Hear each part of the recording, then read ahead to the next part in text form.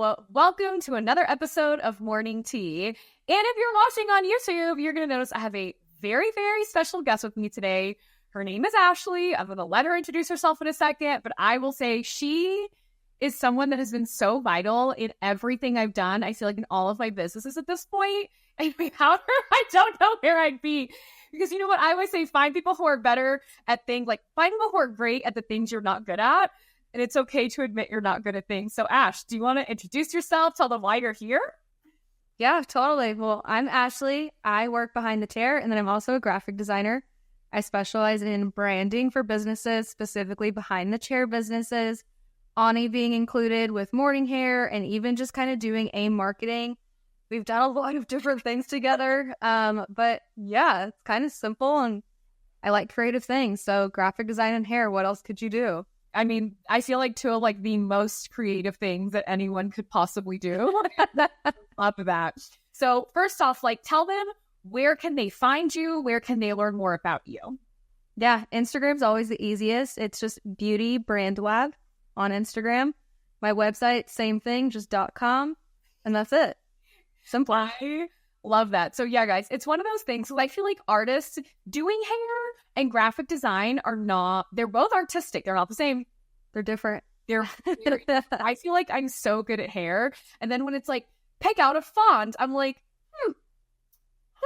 my assistant in the salon in California, do you know she took like a class on fonts at her college? We talked about this. She and I had a full-on conversation one day, and she's like, I love that you're talking about how typeface works. I said, okay, we're friends. Done. She one day was like, oh, so you're going to be using a serif something. And I was like, I don't think that was English, bro. Like, I literally... Yeah, totally. So I feel like when it comes to stylists, correct me if you think I'm wrong, but one of the biggest things they struggle with is branding. Because a lot of people think branding is like, choose a pretty color, now choose a font, and that's... I feel like that's like the bare minimum of what branding is. You're going to say that again, the dog's walking around. And I saw the quick look in your face and I was like, she's freaking out and I don't know what happened. I said that I feel like a lot of people think that branding is like, choose a color, choose a font, and like, you're good to go and you're kind of done. I feel like that's like the bare minimum. But I don't even feel like bare minimum cuts it, to be honest, because initially, if you're doing hair, you're creating your Instagram, you're doing all your things, those are the two things that you're like, that's it, that's all that matters.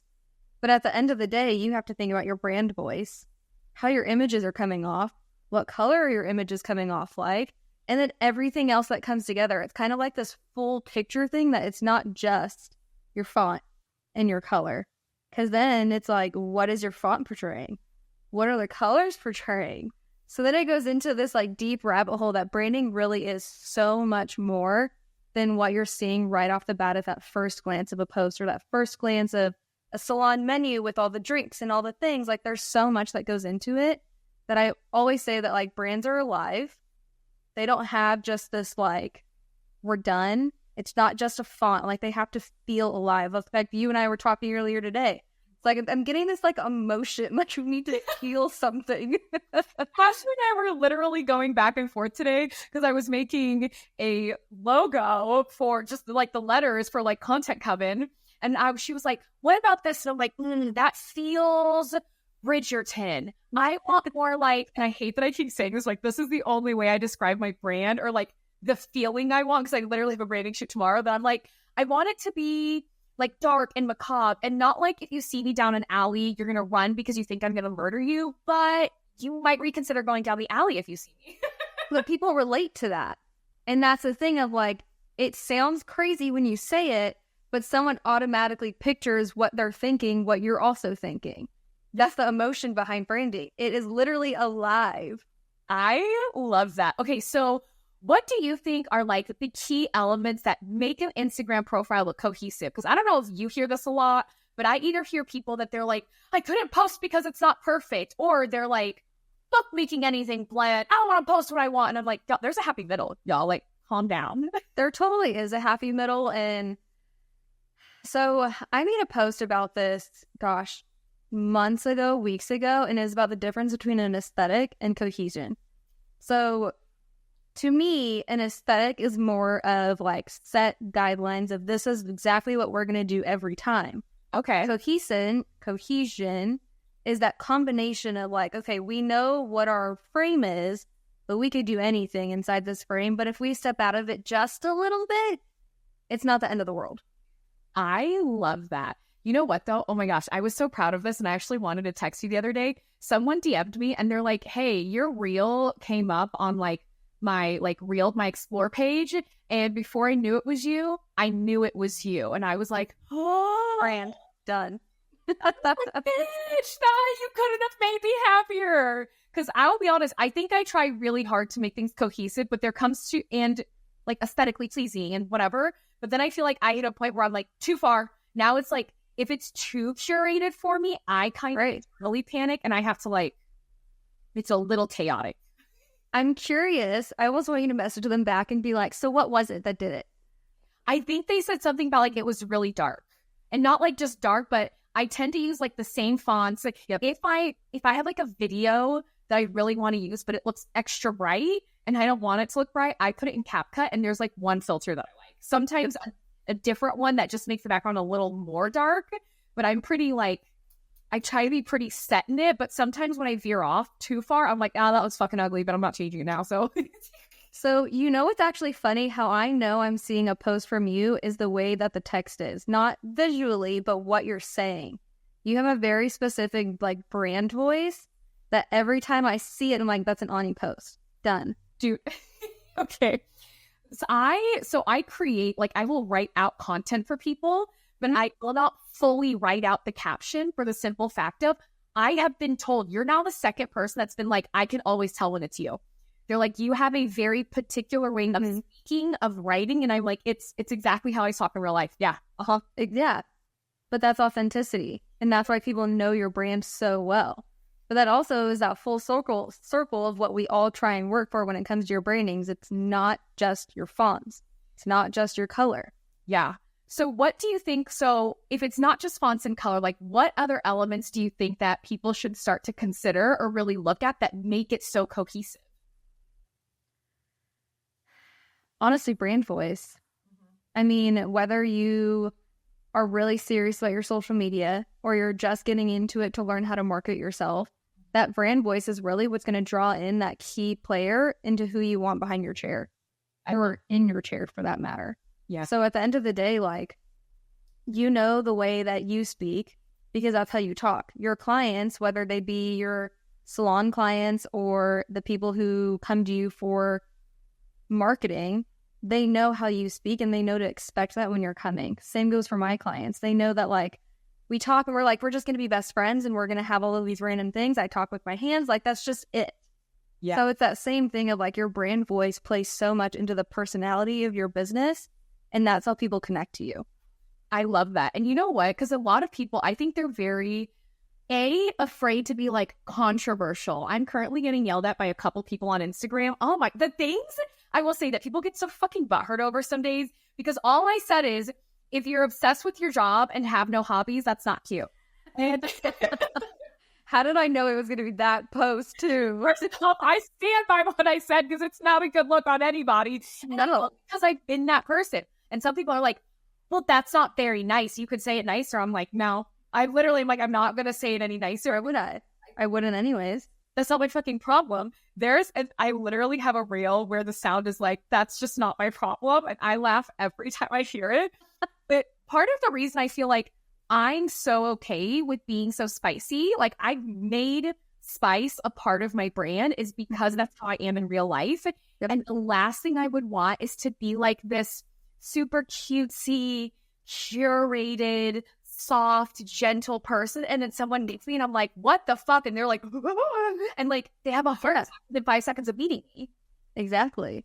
That to me would be the worst. So how do you feel like, how can someone balance then, like, creativity with also, like, maintaining a consistent brand image if they're kind of, like, struggling with, like, balancing it?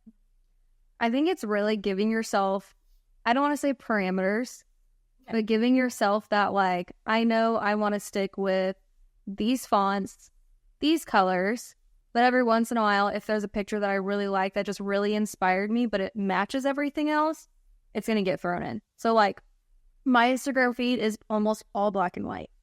It's so fucking pretty, dude. I love black and white. But my photographer is really awesome and knows my vibe. So whenever there's photos in there that are colored, they're still that dark and moody. So I can throw them in with the black and white, and then they still blend together. So it's not necessarily I'm only black and white die hard.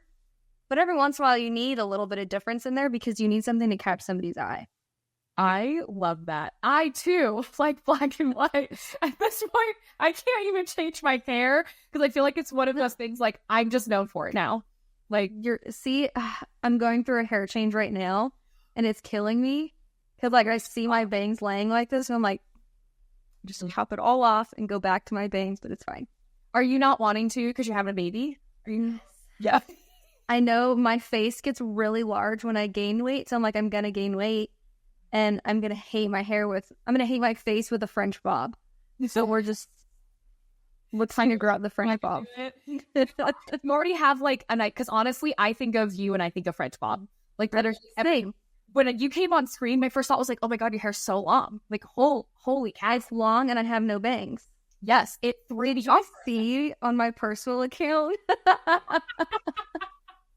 My husband came home that day and he's like, You're mourning your haircut? Yeah, I expect this from you. I'm like, yes, this haircut has been my life.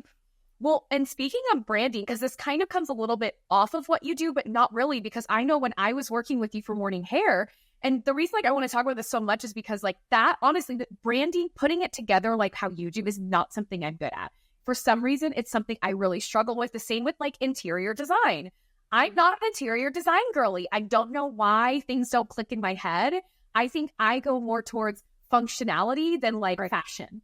Right. And so I think that makes things hard in my brain to be like, that doesn't work for any reason in this house. We would never use it. It does nothing except look pretty. And so and in my mind, that's like hard to grasp for some fucking reason. I don't like, but it's pretty. I know. That's why even like a font that the first font I sent you today that we were looking at, and you're like, it doesn't really speak well. But in my mind, I'm like, yeah, but it's clean. It's clean and it's simple. And then I was like, okay, I see. Like once you were like, but it doesn't feel right. I'm like, you're right. It feels, I don't want to say classy, like I'm a trashy bitch, but it felt very proper. And that's not ever the vibe I'm going for. No. And I'm pretty sure that's what I told you. Was like, I get it. It's clean. It's simple. It gets the point across, but it's just not it. Yeah. You need more oomph to it. There had to be more and that's what I think was so cool working with you. I feel like you knew to ask the right questions to get me to think about a feeling as opposed to just an aesthetic, right? Because I will go to just like a super clean and like nothing aesthetic because that's weirdly like my preference. But do you know the singer Chappell Roan? No. She is coming up hot. And there's a reason I'm getting to this. Her story, first off, is rad. I think she came from like Missouri, and then she got signed to a label, moved to LA. They were like, fuck you, you're never going to make it. You're off our label. Moved back to the Midwest, went to work in a restaurant, and then all of a sudden, she blew up. And I was watching this like marketing girl. Yeah, and Chappell Roan is cool. She is like a Lady Gaga type drag, but her voice is from like the gods. She's amazing. And this marketing girl who's like specializes in like marketing as a whole, she was like, I can look at someone and tell you if they're going to be famous. Let me tell you how. And I was like, you have my attention now. And she told me everything. Right. She said it's their hair. She said that hair becomes a part of your brand. Mm-hmm. And you have hair that is iconic, that is noticeable, and that someone wants to quote unquote dress up as. That then she goes, that is when people go from being like a kind of no one to a celebrity. She's like Lady Gaga with the white blonde wig and the blunt bangs and the bow. And I'm like, yeah, Billie Eilish with the lime green ghost roots, Sabrina Carpenter. Everybody knows Sabrina's hair. You could draw a piece of paper. And like that, I never even thought to think. I know my hair is part of my brand because like everything is black and white. Right. Ever thought to think of that in terms of like a celebrity or even like Zooey Deschanel with like the bangs. Yep. She got rid of her bangs once. People were like, who's this bitch on the red carpet? No one knew. Let's also talk about when she was blonde at Elf. I still can't believe that's the same person. same person. Gets me every time I watch it. Every year I'm just like, that's new girl. Yep, that blows my mind. So what do you think for stylists that like you've worked with? Because you've done a lot of brands. You even created like carousels and reel covers and all these things because there is like a particular aesthetic to it. What do you feel has been like the hardest part for stylists? Like when you start to work with them, the thing that they're like, ugh, about. I feel like stylists, for whatever reason, struggle with the font section. And I don't want to call anybody out, so I'm not going to call anybody out. But there's been many times that I've looked through things because I did a little... I want to do it again so that way I can give it like a full series on Instagram. But I did a thing where I was like, send me your templates and I'll tell you what I think about them. But I did it all through DM. So now I kind of want to do it like, let me publicly do it so that way we can all learn from this. But for whatever reason, everybody goes to the pretty fonts. Not everybody's like you where they want to go towards a clean font that's easy to read. Yeah. So I think a lot of the time is translating something that is pretty to something that is readable, especially on social media because, hi, your phone is small. Like it's not this giant thing that you're designing on your iPad or your computer or whatever it is. So like you have to think about scalability. And then also, this is something for you too that you do. How fast is the attention span? Now, people aren't going to sit there and read a whole ass paragraph, and then it's going to be 10 times harder to read if it's in a scripty font. So it's just kind of like, let's tone things down. If you want to have a fun font, let's throw a fun font up here, make it big, easy to read, and then let's do the small one. So it's type hierarchy is kind of where we're going with that. I love that. Do you know what's so funny? I literally messaged someone today that I'm working with them on their Instagram. They post 3 times a week.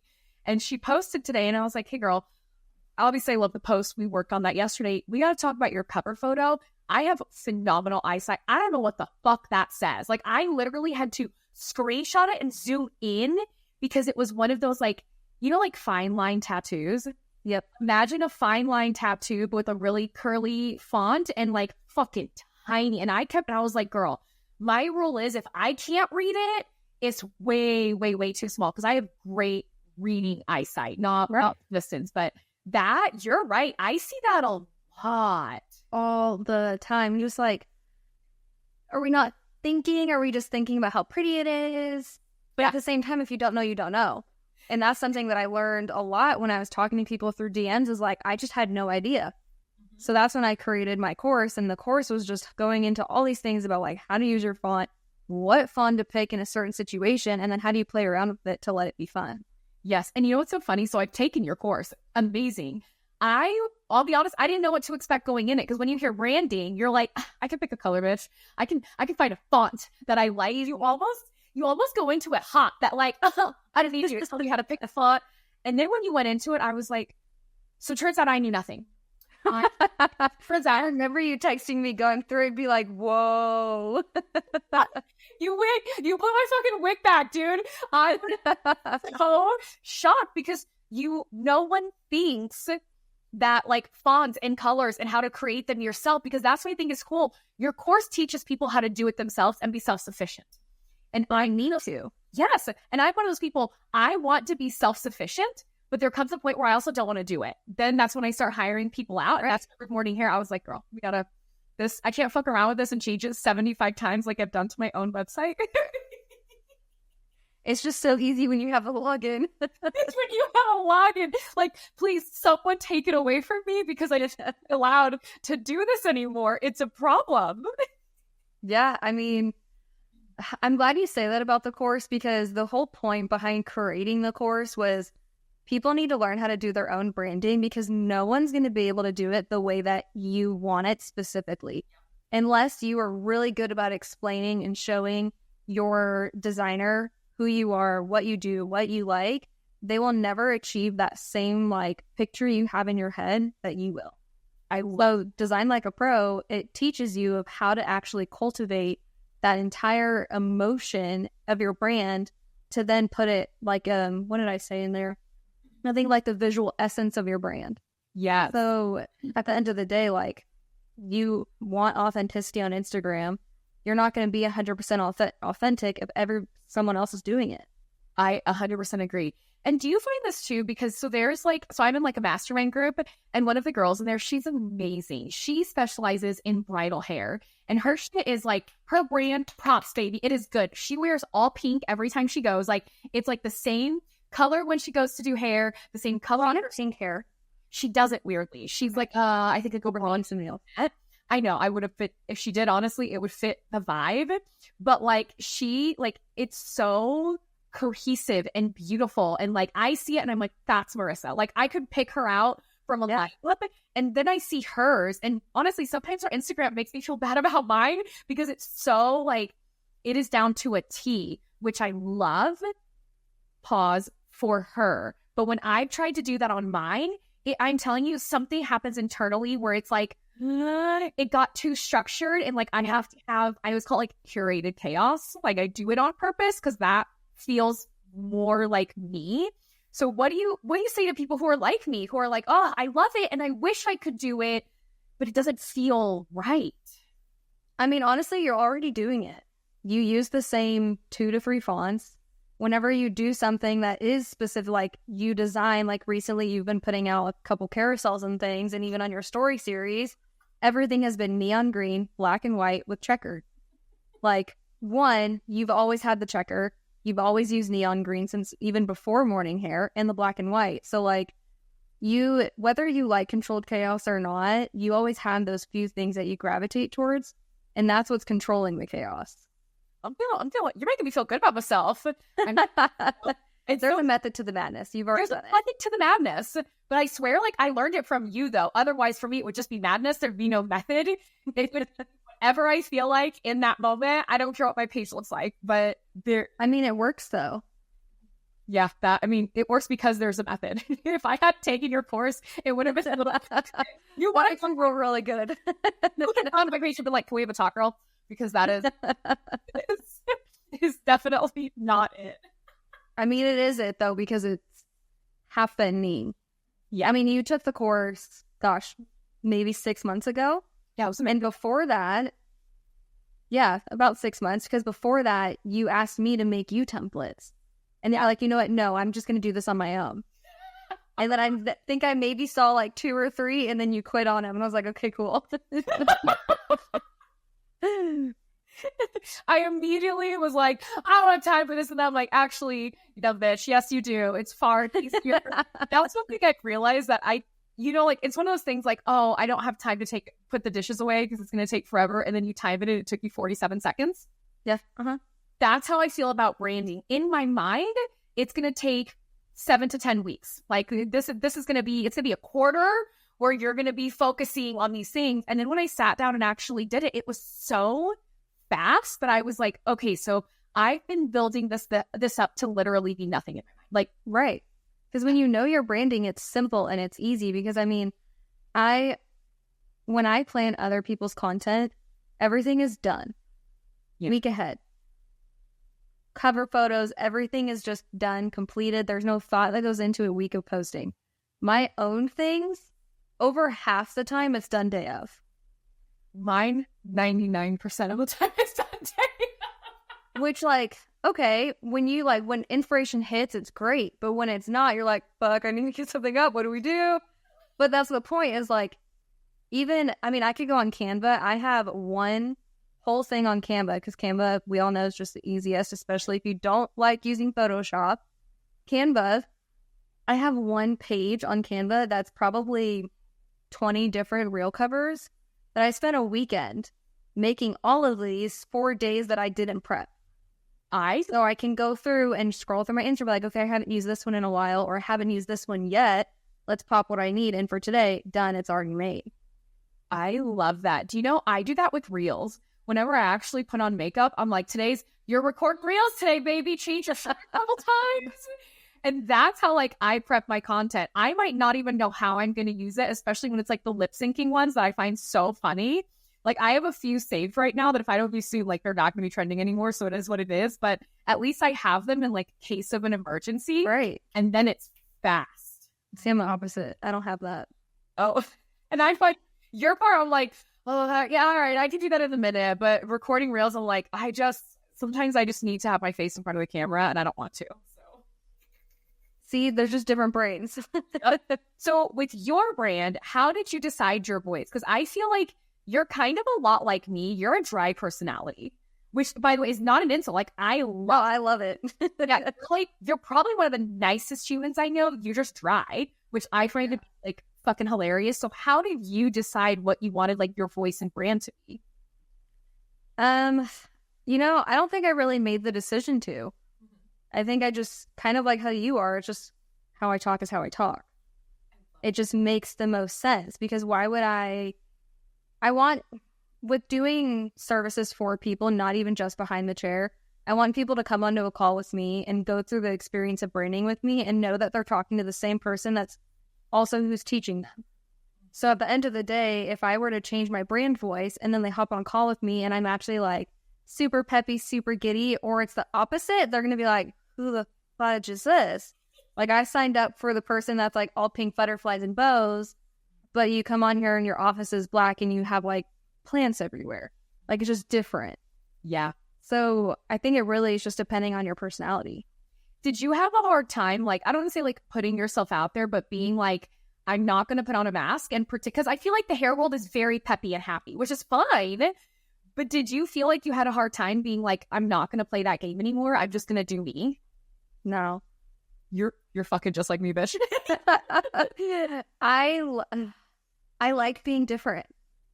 Yeah. I've always been that way. It took me a couple years to like come to the realization that I was different.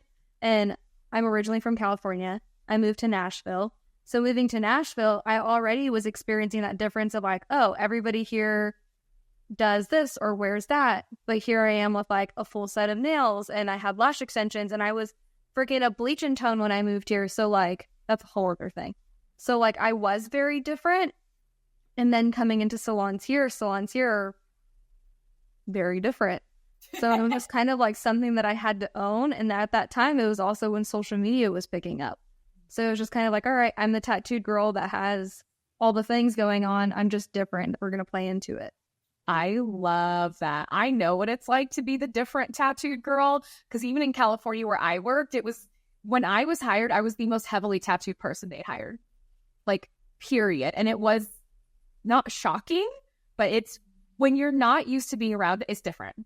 It's different. It is very different and kind of jarring. So now, what kind of services is it that you offer, like working with stylists? There's a few different things. So obviously there's the course where it's the do it for your own.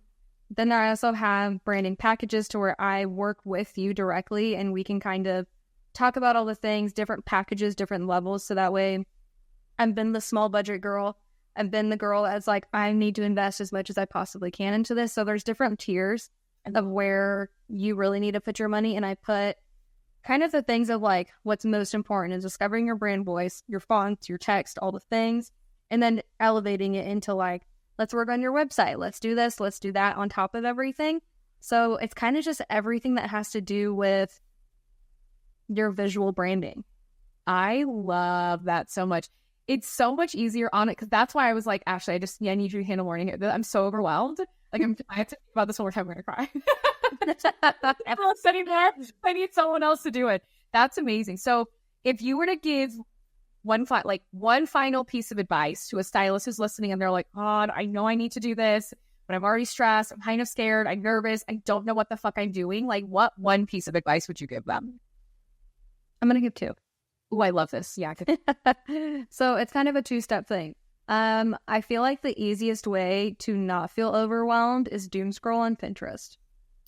You recommend doom scrolling? On Pinterest. I love that. Pinterest, because Pinterest is literally one giant mood board. So create a board. Like mine is literally 2020. I think I did 2024 branding inspo. And I'll send you the link if you want it. But it's just a giant board of all the things that catch my eye.